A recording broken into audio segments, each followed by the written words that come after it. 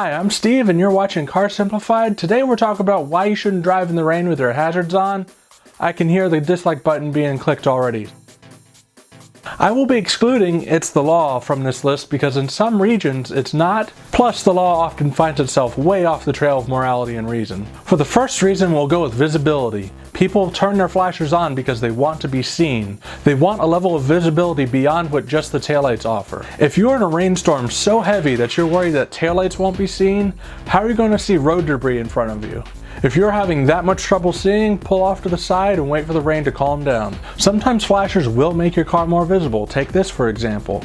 However, that car is so far away it's irrelevant. As soon as you get close enough to see it, you'll see the taillights and the flashers are just annoying.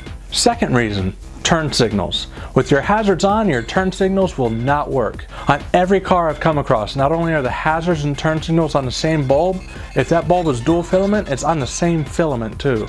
You may say to that, oh, I'll just turn my hazards off if I go to use my turn signal. However, if a car is in your blind spot, they've been seeing your hazards on all of that time coming up to you, and then as soon as you turn them off and turn your turn signal on, your light's still flashing in their view. If they've gotten up close enough, they're just going to see the 3 or 2 lights that are on your side flashing continually. They have no idea you've changed your intentions. And if the rain is that crazy you gotta have your hazard lights on, they may not be able to get out of your way in time. In that example, if your hazards were off, then as soon as your turn signal goes on, they go, oh, something's happening over there. I can get out of their way or adjust my behavior to accommodate that. Reason 3 is going to be the relationship between the brake lights and the hazard lights. A uniquely North American thing is to have turn signals in the rear be red instead of amber. Not all cars in North America have red turn signals, but they're pretty common.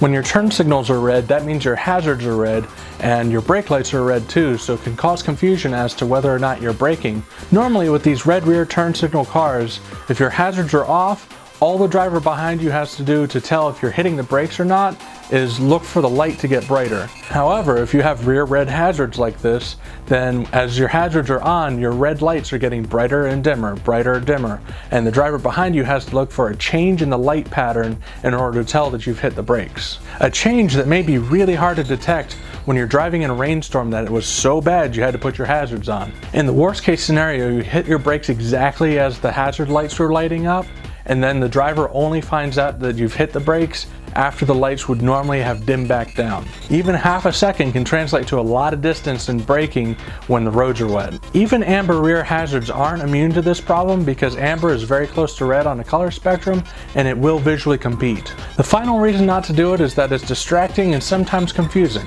The first thing that I think when I see a car that has hazards on is that car is having mechanical trouble. Something's wrong. Or if it's in the city, someone's just using their park anywhere button.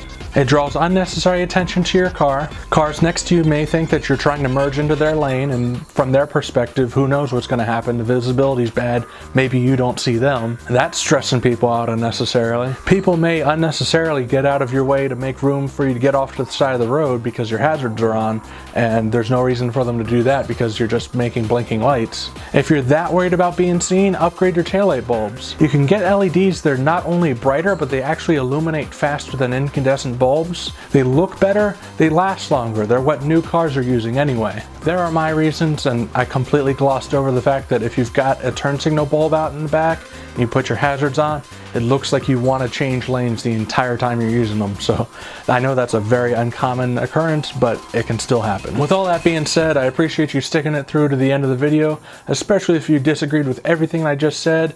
Speaking of that, give it a like or a dislike depending on what you thought of it.